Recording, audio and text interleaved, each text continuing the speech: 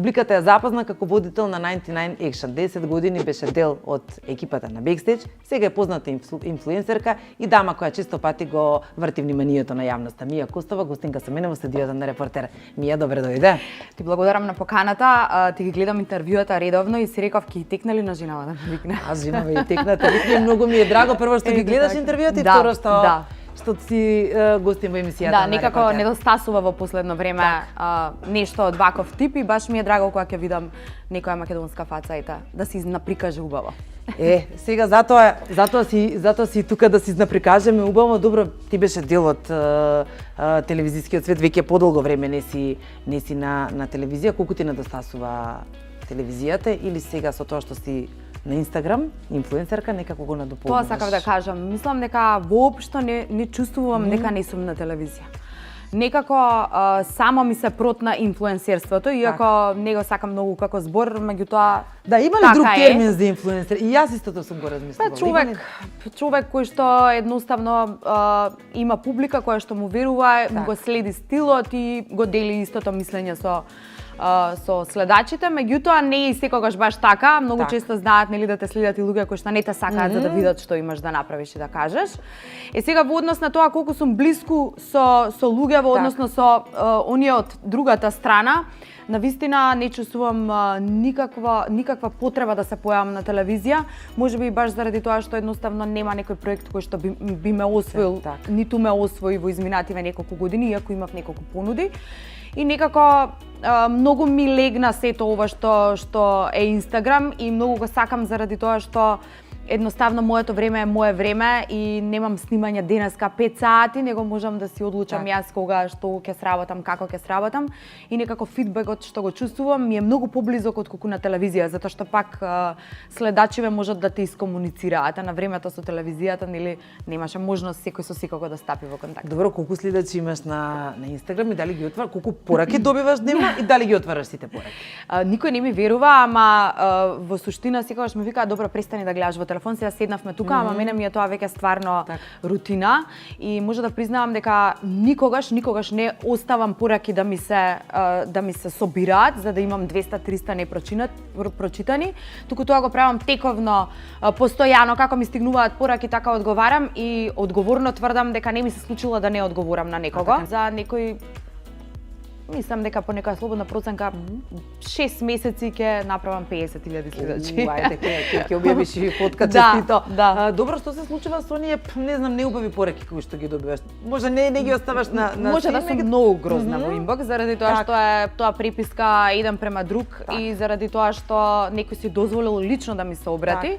А оние кои што ги читам под портали кога ќе излезе нешто или кога некоја едноставно седи дома и решила денеска на мене да го истори бесот, најчесто не ги перцепирам веќе и многу одамна сум некако оперирана од сето тоа. Мислам дека и уште кога бев многу млада, некако не дека не допира до мене, не дека денес ако нешто се пише за Андрија особено не допира до мене.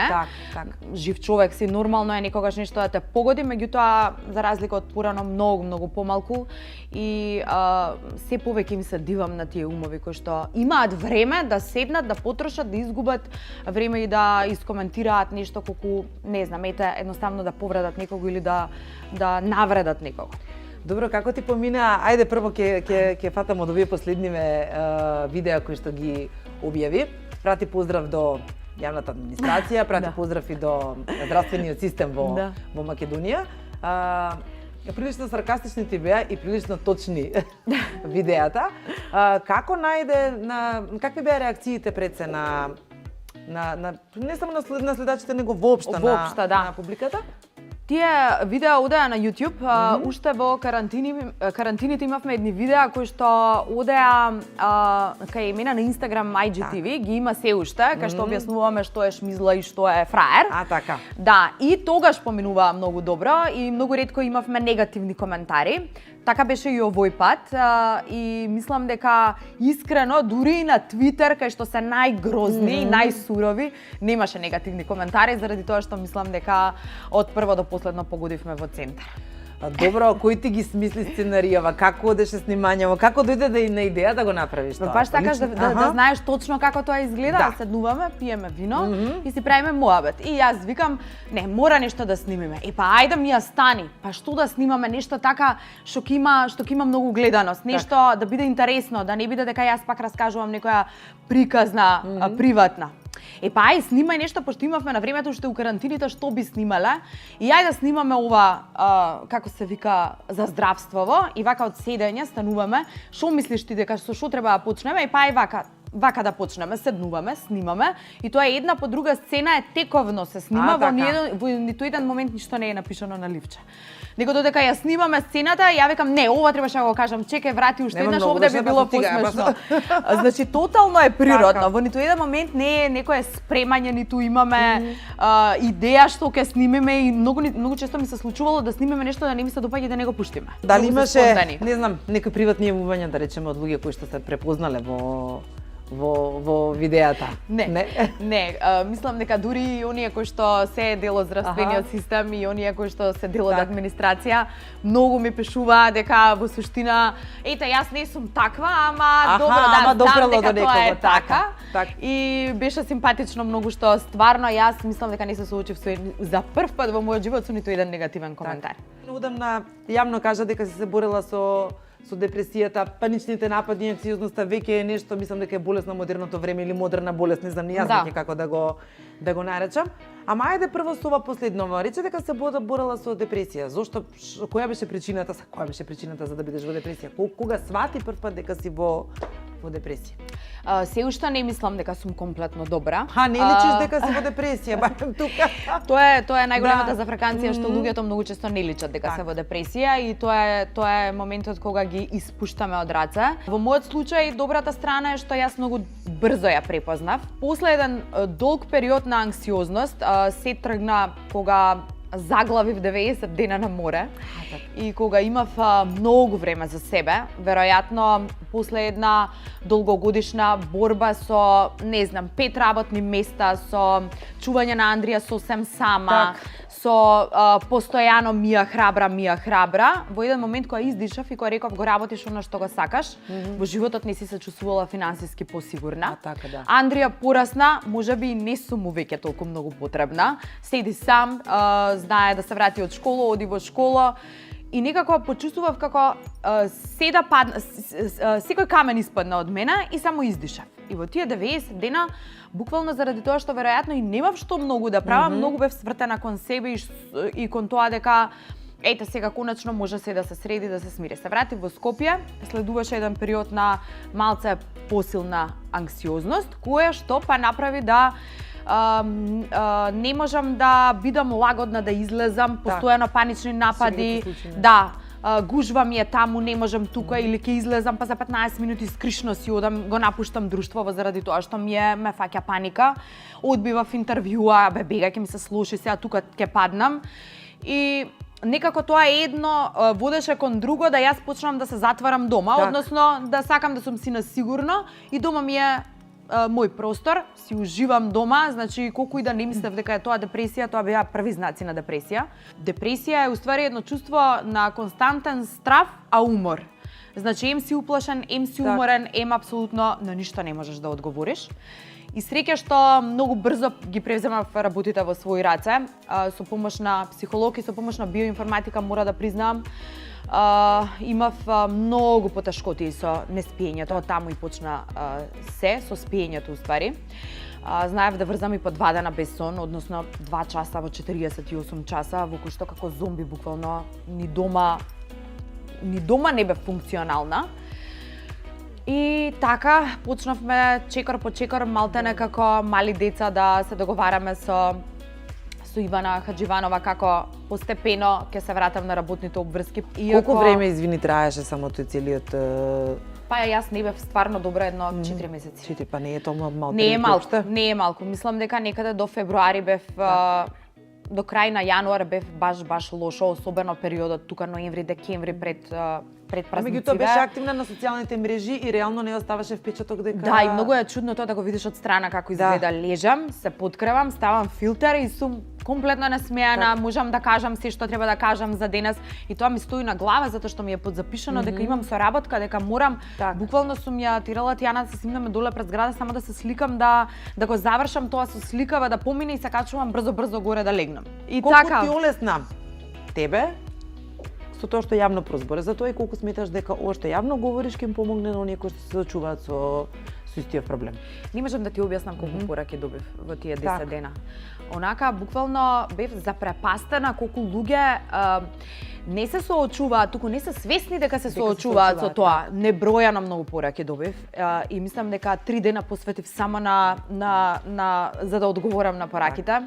И искрено, како што кажав, многу сум екстровертна и мене ми е многу полесно да кажам, да си кажам што ми лежи на срце.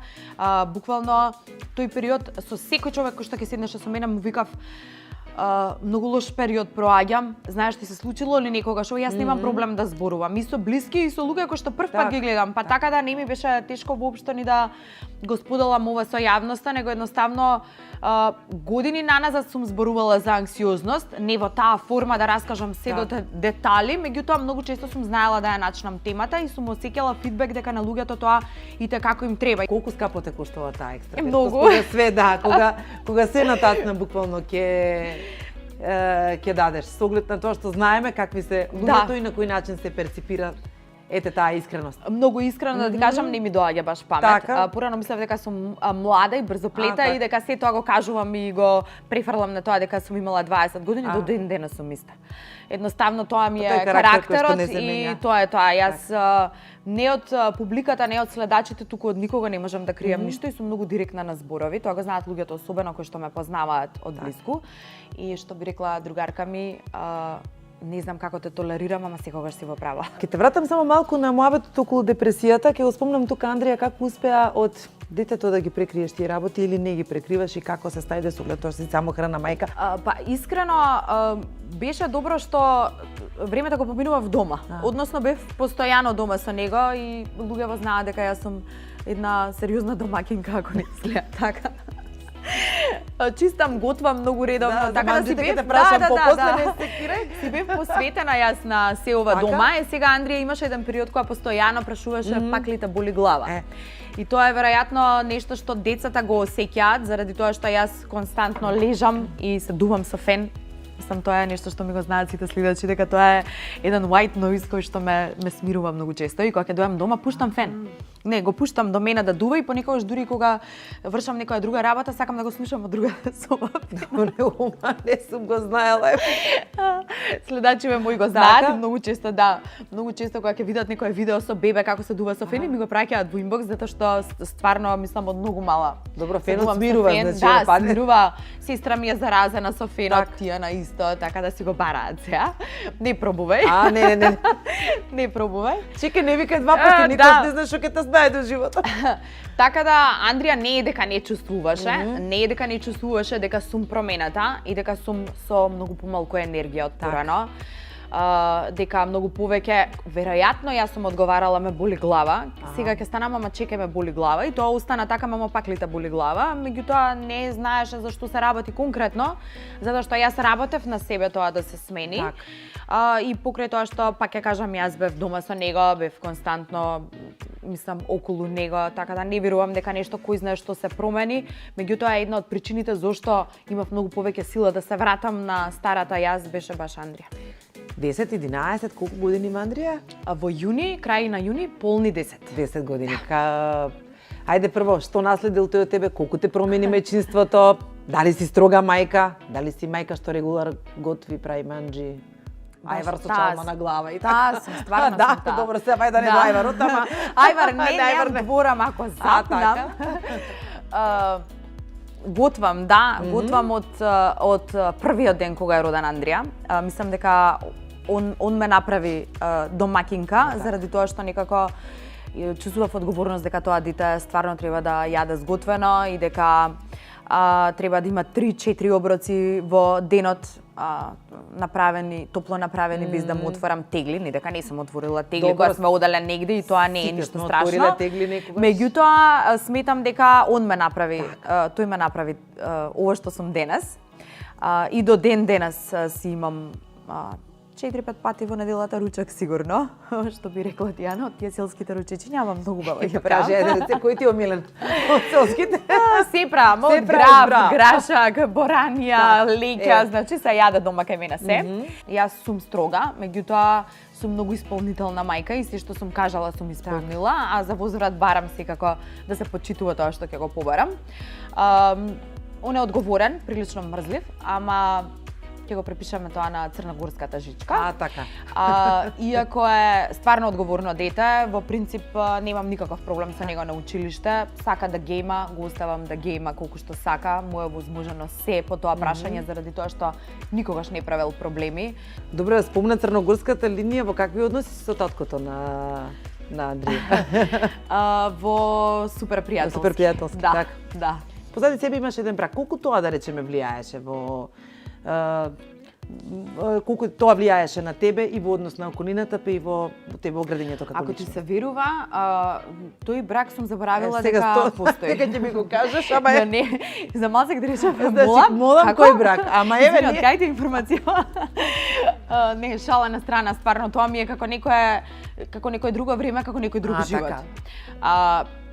Тоа е, ако не се лажам, некоја 2004-2005 година, тоа е навистина многу одамна, таму имам 20 на години. Многу млада. И мислам многу млада. Так. И мислам дека тоа ништо ништо не остави ништо на не мене, остави, так. туку и едноставно го доживувам како некоја подолга врска која што ете сме ја прославиле, сме ја прославиле, па после тоа сме рекле пупу немаш. Првата македонка што се соблече за Playboy. Те шминкаше Сергеј Да. и тој те убедил да станеш плавуша. Да. Како дојде до идејата да се сликаш? Беше сериозна фама со тоа што освен што излегов на Playboy, излегував и на сите дневни весници. Тогаш дневни весници се продаваа на семафор. Не беше многу весело во првите неколку дена, мора да признам, и нема да никогаш не би се покајала да сме ние држава која што функционира и да си ги добив парите за кои што имав подпишано. Тоа е пострашно, парите што не ги добив. Парите не ги добив, речи си половина од хонорарот никогаш не го добив, заради тоа што народски кажано Playboy рикна после третиот, четвртиот број, не можам ни да се сетам. Така нешто беше. Отидовме на суд, го добивме Playboy, меѓутоа со оглед на тоа што немаше од каде да му се земе нешто на Playboy, така остана тоа за секогаш.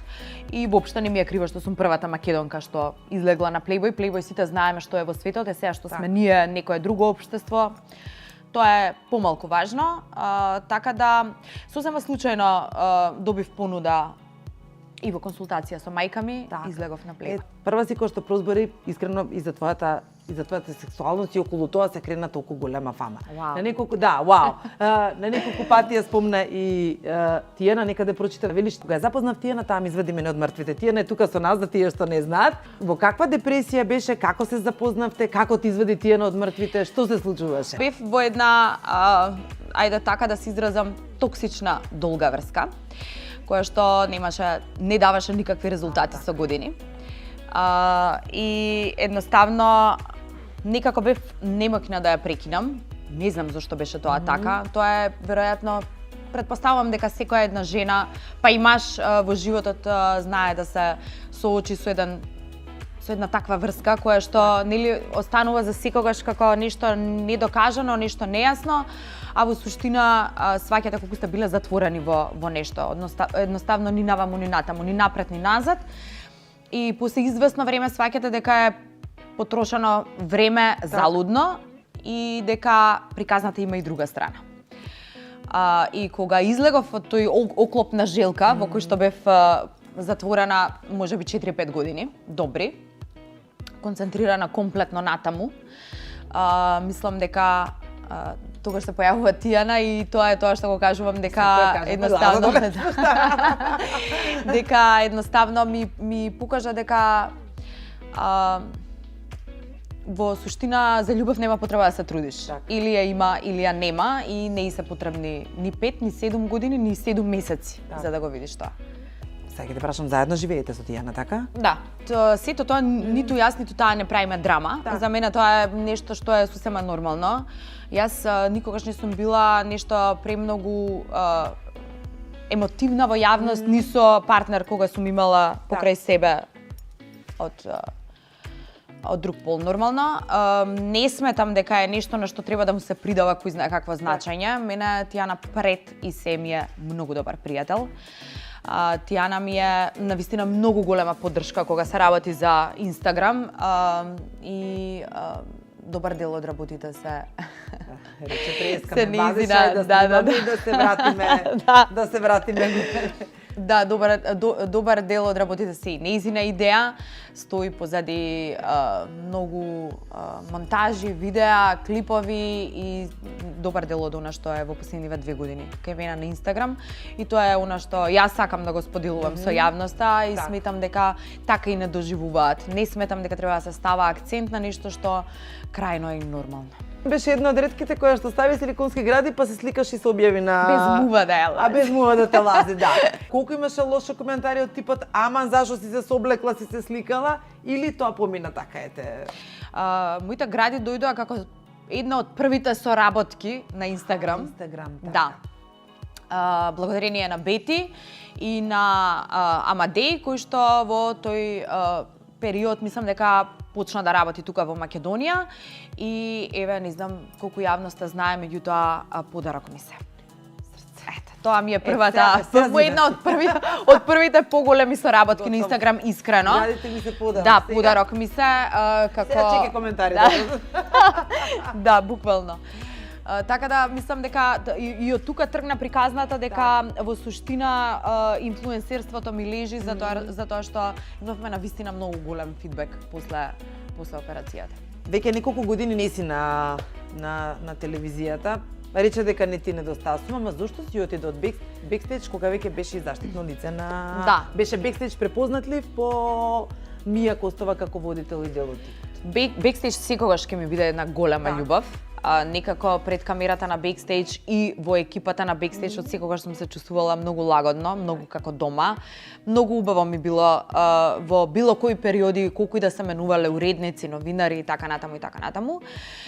Но некако почувствувавме и јас и самата продукција дека пораснав, не туку созреав веќе, и дека една сосема друга естрада функционираше во времето кога јас бев дел од бекстејдж, и дека крајно треба да дојде некоја нова девојка која што ќе биде млада, која што ја следи новата естрада, ги следи новите деца, новите момци. Не сме остарени, меѓутоа можеби некој друг формат би бил посоодветен. И беше заеднички договор мој на продукцијата да престанеме со соработка после цели 10 години на бекстејдж, и до ден денес многу ми е кејф што кога ќе кажете бекстејдж, прво помислувате на мене и обратно. И како ти е сега кога го гледаш бекстејдж и си од оваа страна на... Многу ми е криво што ќе ти кажам дека многу одамна немам гледано бекстејдж. И баш од таа причина што наоѓам многу замерки што некои работи не ми се допаѓаат. Па извлеков да кажеш дека не ти се допаѓа срце си. Да. Ама во најавата кажав, Мија Костова беше водител дел од тимот на 99 Action. Како беше да се биде популарен во тие времиња кога немаше Facebook и Инстаграм и све се сведуваше на телевизија и она што требаше да се промовираше исклучиво на телевизија? Во тоа време нешто немаше Facebook и Инстаграм, туку во тоа време немаше ни таква телевизиска емисија. Да. Значи немаше емисија за млади. Тоа беше единствена емисија која што имаше таква една ведра содржина и беше многу симпатично што јас кога одеше еднаш неделно, ако не се лажам, пред да бидам дел од тимот на 99 Action, на моје место, јас дојдов на местото на Бојана. Тевчева, така? Да. Кога имаше 99, обавезно пуштав за да видам како се нашминкани, пошто беа чудно нашминкани. Цаци Паковска уште тоа време знаеше да направи од нив така некои чудни шминки. И многу сакав да бидам дел од нив. И сосема случајно Мартин ме најде на плажа во Охрид. И ми рече да те снимиме малце со камера, и кога ја уклучија камерата, Мартин виде дека мене мува не ме лази и дека можеби можам да се снајдам во таа улога. И ако ти се верува, таму сум прва година средно. Односно, Одамна било тоа сега веќе. односно таму, тоа е пред 20 години, 20 и кусур години. Прва година средно, како успеваш и школу и Па снимавме за викенди.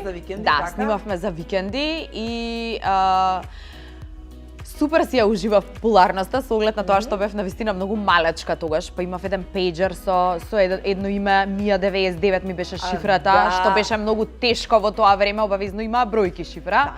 Јас имав шифра Мија 99 и уште од тогаш ми беше така ми беше баш убаво што сум преку пејџерот популарна, да. Колку ти годеше пред популарноста, предпоставувам дека каде го помина детството, во која населба живееш? Јас сум родена и порасната во Сред центар на Плочник, кај Соборен храм. Центарска женска. Центарска женска. Да, знам со кого правам муабет, така.